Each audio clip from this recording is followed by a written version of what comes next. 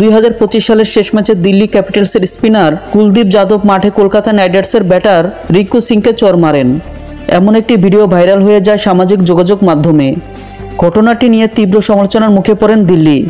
তবে বিতর্ক থামাতে দলটি পরে এক আবেগঘন ভিডিও প্রকাশ করে জানিয়ে দেন ঘটনাটি ছিল নিছক বন্ধুত্বপূর্ণ মজার অংশ।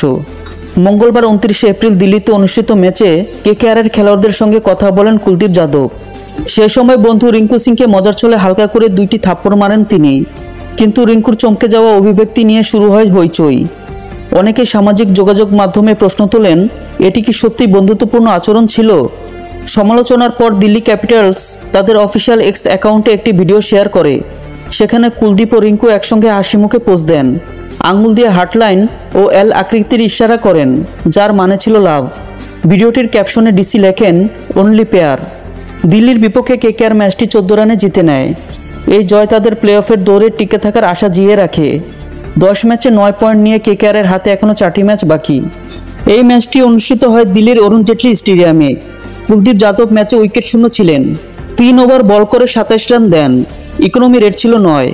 অন্যদিকে কেকেআরের middle order batter Rinku Singh 25 বলে 36 রান করেন।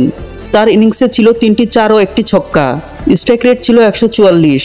চলতি আইপিএলের 10 ম্যাচে 169 রান করেছেন রিঙ্কু। গড় 33.80। Strike rate 145.68। তবে এখনও হাফ সেঞ্চুরি করতে পারেননি তিনি।